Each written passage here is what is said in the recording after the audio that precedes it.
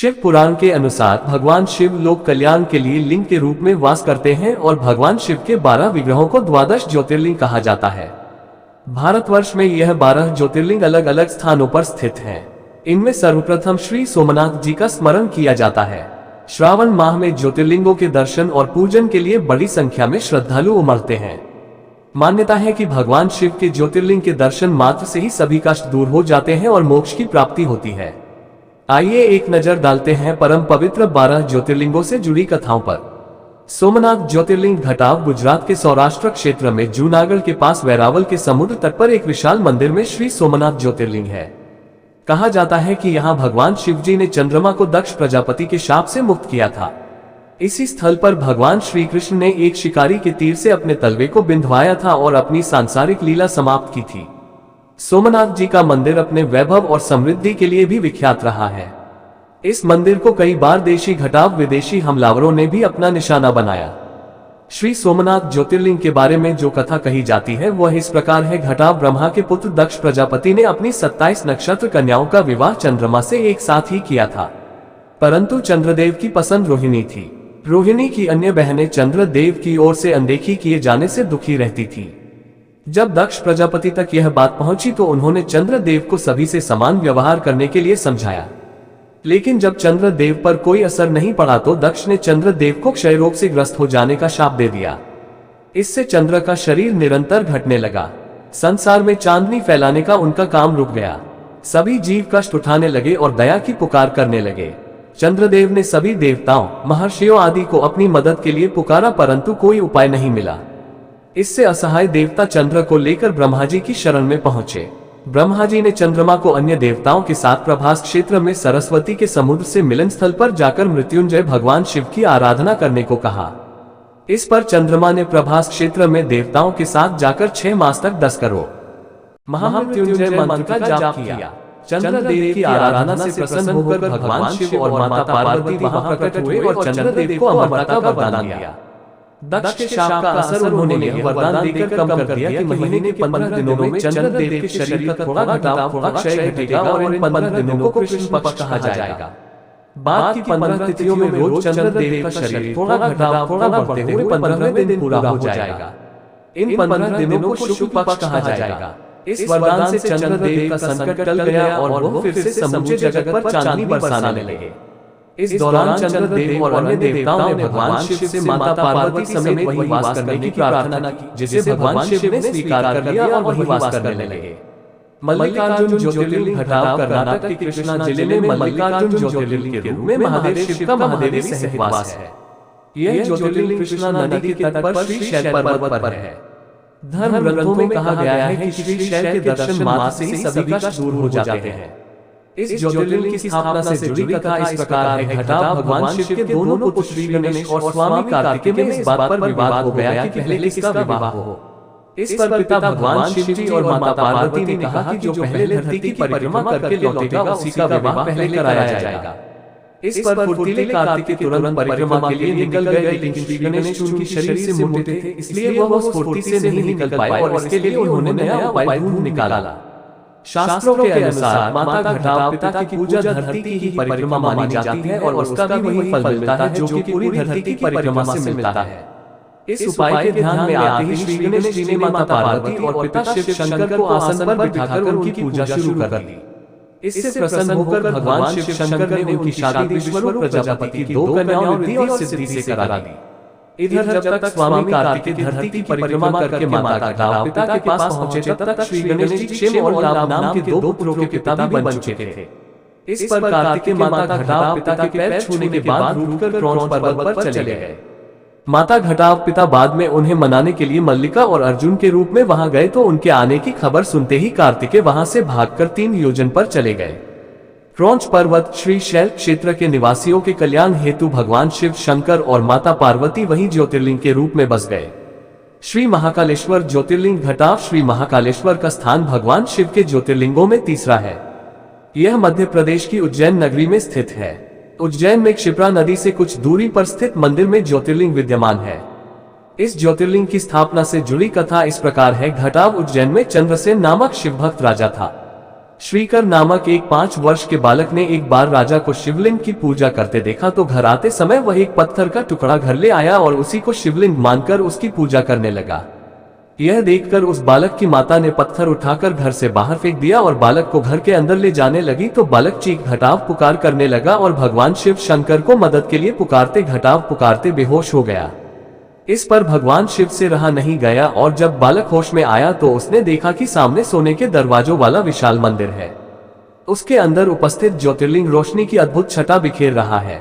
इस पर बालक पहले तो अचरज में डूबा और फिर खुश होकर भगवान शिव की स्तुति करने लगा। जब बालक की माता ने यह सब देखा तो बालक को उठाकर गले से लगा लिया।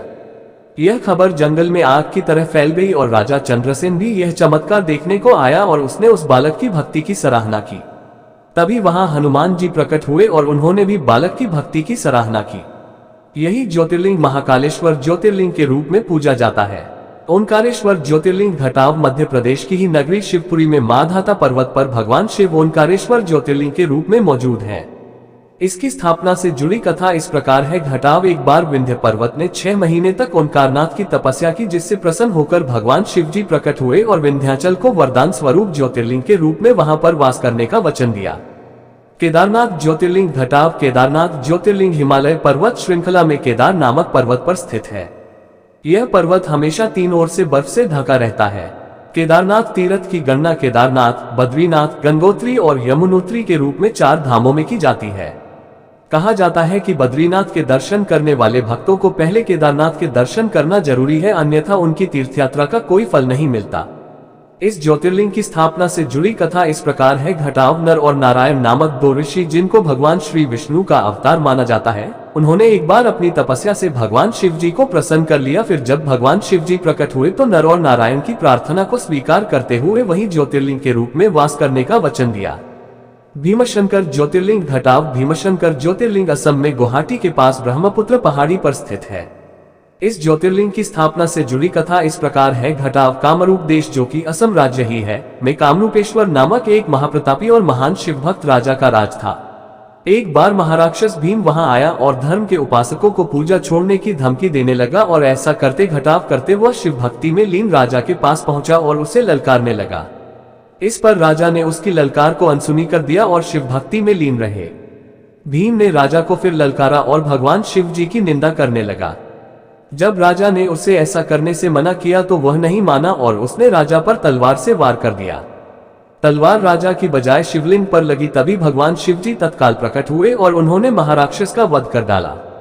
इस पर ऋषियों और मुनियों ने भगवान शिव से वहां ज्योतिर्लिंग के रूप में वास करने की प्रार्थना की तो शिव जी मान गए। तभी से उस ज्योतिर्लिंग का नाम भीमशंकर पड़ गया। विश्वेश्वर ज्योतिर्लिंग घटाव काशी नगरी में श्री विश्वेश्वर ज्योतिर्लिंग स्थित है। कहा जाता है कि प्रलय काल में भी काशी नगरी का कुछ नहीं बिगड़ता। भगवान शिव जी इसे अपने त्रिशूल पर धारण कर लेते हैं और फिर सृष्टि की शुरुआत होने पर इसे नीचे उतार देते हैं। इसी स्थल पर भगवान श्री विष्णु जी ने स्रोनित सृष्टि पैदा करने की कामना लेकर भगवान शिव को प्रसन्न करने के लिए घोर तप किया था। इस दौरान भगवान श्री विष्णु के सोने पर उनकी नाभि से कमल पर बैठे ब्रह्मा जी ने जन्म लिया था, जिन्होंने सारे संसार की रचना की थी। कहा जाता है कि यहाँ प्राण त्याग करने वालों के कान में भगवान शिव जी तारक मंत्र का उपदेश देते हैं, जिससे वह प्राणी मोक्ष को पा जाता है। काशी में यह ज्योतिर्लिंग विश्वनाथ मंदिर में प्रतिष्ठापित है। त्र्यंबकेश्वर ज्योतिर्लिंग घटाव महाराष्ट्र के नासिक में त्र्यंबकेश्वर ज्योतिर्लिंग स्थित है। यहाँ एक नहीं 3 छोटे घटाव छोटे लिंग हैं, जिन्हें ब्रह्मा, विष्णु और महेश इन 3 देवों का प्रतीक कहा जाता है। इसी कारण इस ज्योतिर्लिंग को त्र्यंबकेश्वर कहा गया है। कहा जाता है कि गौतम ऋषि और गोदावरी की प्रार्थना से भगवान शिव ने यहाँ ज्योतिर्लिंग के रूप में वास करने की कृपा की और त्र्यंबकेश्वर नाम से विश्व विख्यात हुए। बैद्यनाथ ज्योतिर्लिंग घटाव झारखंड के देवधर में स्थित है। श्री बैद्यनाथ ज्योतिर्लिंग कहा जाता है कि एक बार राक्षसों के राजा रावण ने कैलाश पर्वत जाकर भगवान शिव जी की तपस्या की और अपने 9 सिर काटकर बारी घटाव बारी से शिवलिंग पर चढ़ा दिए। जब वह अपना 10वां सिर काटने लगा तो भगवान शिव जी प्रकट हुए और रावण से वरदान मांगने को कहा। इस पर रावण ने ज्योतिर्लिंग रूप में भगवान शिव जी से चलकर लंका में रहने का अनुरोध किया तो भगवान शिव जी ने कहा कि यदि ज्योतिर्लिंग मार्ग में भूमि पर रख दिया तो वह वहीं रह जाएगा। रावण ज्योतिर्लिंग लेकर चल दिया। चलते घटाव चलते उसे लघुशंका हुई तो वह एक राहगीर को शिवलिंग थमाकर लघुशंका के लिए चला गया। उस राहगीर से जब शिवलिंग का बोझ सहन नहीं हुआ तो उसने उसे वहीं रख दिया। जब रावण लौटकर आया तो उसने देखा कि शिवलिंग मार्ग पर रखा हुआ है। उसने उसे उठाने की भरपूर कोशिश की लेकिन वह नहीं उठा। हारकर रावण लंका चला गया। उसके जाने के बाद ब्रह्मा, विष्णु और अन्य देवतागण वहां पधारे और उन्होंने पूजा घटाव अर्चना के बाद उसी स्थान पर ज्योतिर्लिंग की प्रतिष्ठा कर दी।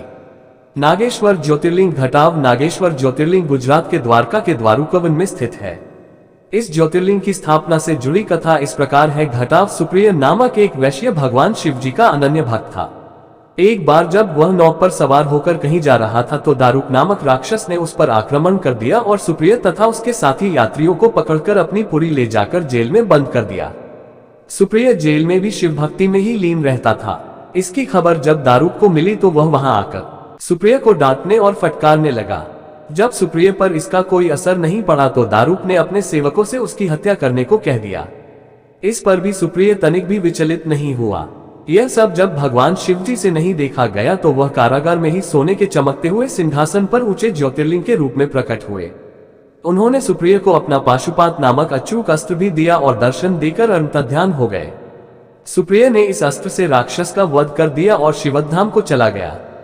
भगवान शंकर के आदेशानुसार इस ज्योतिर्लिंग का नाम नागेश्वर ज्योतिर्लिंग रख दिया गया। रामेश्वर ज्योतिर्लिंग घटाव सेतुबंध रामेश्वर ज्योतिर्लिंग की स्थापना स्वयं मर्यादा पुरुषोत्तम भगवान श्री राम ने की थी। श्री राम जब लंका पर चढ़ाई करने के लिए समुद्र तट पर पहुंचे तो वहां पानी पीने लगे। तभी आकाशवाणी सुनाई दी, घटाव मेरी पूजा किए बगैर जल पीते हो। इस वाणी को सुनकर भगवान श्री राम ने तट की रेत से ही वही लिंग मूर्ति बनाई और शिव जी की आराधना करने लगे। तभी भगवान शिव जी प्रसन्न होकर वहां प्रकट हुए तो श्री राम जी ने रावण पर विजय का आशीर्वाद मांगा, जो शिव जी ने सहर्ष ही दे दिया। श्री राम जी ने संसार के उपकार के लिए भगवान शंकर जी से ज्योतिर्लिंग के रूप में सदैव वहां वास करने का वचन भी ले लिया। इस प्रकार रामेश्वरम ज्योतिर्लिंग की स्थापना हुई। दुष्मेश्वर ज्योतिर्लिंग घटाव महाराष्ट्र के औरंगाबाद में एलोरा गुफाओं के पास स्थित है। श्री दुष्मेश्वर ज्योतिर्लिंग दुष्मेश्वर महादेव के दर्शन से सभी पाप दूर हो जाते हैं और जीवन में सुख ही सुख आ जाता है। इस ज्योतिर्लिंग की स्थापना से जुड़ी कथा इस प्रकार है। घटाव दक्षिण देश में देवागिरी पर्वत के पास सुधर्मा नामक ब्राह्मण अपनी पत्नी सुदेहा के साथ रहता था। दोनों में बहुत प्यार था और दोनों ही सुखपूर्वक रह रहे थे। उन्हें एक ही दुख था कि उनकी कोई संतान नहीं थी। सुधर्मा ज्योतिषी भी था। उसने अपने ज्योतिष गणित से यह पता लगा लिया था कि सुदेहा से उसे संतान सुख नहीं मिलेगा और यह बात उसने सुदेहा को भी बता दी थी। ऐसे में सुदेहा ने अपनी बहन धुष्मा से दूसरा विवाह करने का प्रस्ताव अपने पति के समक्ष रखा तो पहले तो सुधर्मा ने मना कर दिया, लेकिन बाद में वह सुदेहा की जिद के आगे मान ही गया। धुष्मा भी अच्छे संस्कारों वाली थी। वह नित्य 101 पार्थिव शिवलिंग बनाकर उनका विधिवत पूजन कर उन्हें जल में प्रवाहित करती थी। भगवान शिव जी की कृपा से कुछ ही दिनों में धुष्मा गर्भवती हो गई और उसे पुत्र रत्न की प्राप्ति हुई। पूरा परिवार खुश हो गया, लेकिन कुछ दिनों बाद सुहेहा को अपना बांझापन खलने लगा और उसे सौतिया डाह सताने लगी। जैसे धुष्मा का पुत्र बड़ा होता गया वैसे सुदेहा की जलन भी बढ़ती गई। धुष्मा का पुत्र जवान हो गया और उसका विवाह भी हो गया। सुदेहा अब स्वयं को असुरक्षित मानने लगी। वह सोचती रहती कि धुष्मा का पुत्र और उसकी पत्नी उसकी सारी संपत्ति हड़प लेंगे। एक दिन जब रात में धुष्मा का पुत्र अपनी पत्नी के साथ सो रहा था तभी सुदेहा ने उसे मार डाला और उसका शव उसी तालाब में ले जाकर डाल दिया जिसमें धुष्मा रोज पार्थिव शिवलिंगों को प्रवाहित करती थी। सुबह धुष्मा की बहू ने अपने पति को गायब पाया और बिस्तर पर खून देखा तो वह रोने लगी, लेकिन धुष्मा अपने नित्य कार्यों में लगी रही और उसने 101 पार्थिव शिवलिंग बनाकर उनकी पूजा की और उन्हें तालाब में छोड़ने ले गई। तालाब में शिवलिंगों को प्रवाहित करने के बाद जब वह घर लौटने लगी तो उसने देखा कि तालाब में से उसका पुत्र जीवित होकर बाहर निकल आया। इस सारी घटना को धुष्मा ने भगवान शिव की ही लीला मानी। इस पर प्रसन्न होकर भगवान शिव प्रकट हुए और उन्होंने धुष्मा से वर मांगने को कहा तो धुष्मा ने कहा कि भगवान आप यहीं इसी स्थान पर सदा के लिए वास करें, मैं आपसे ऐसा वरदान मांगती हूँ। तभी ऐसा ही होगा कहकर भगवान शिव जी ज्योतिर्लिंग के रूप में बदल गए और धुष्मा ने उनकी विधिवत प्रतिष्ठा कर दी। बोलिए शंकर भगवान की जय। वीडियो अच्छी लगी हो तो वीडियो को लाइक और शेयर करें और ऐसे ही और वीडियोस देखने के लिए हमारे चैनल मोक्ष मंथन मोक्ष मार्ग को सब्सक्राइब करें।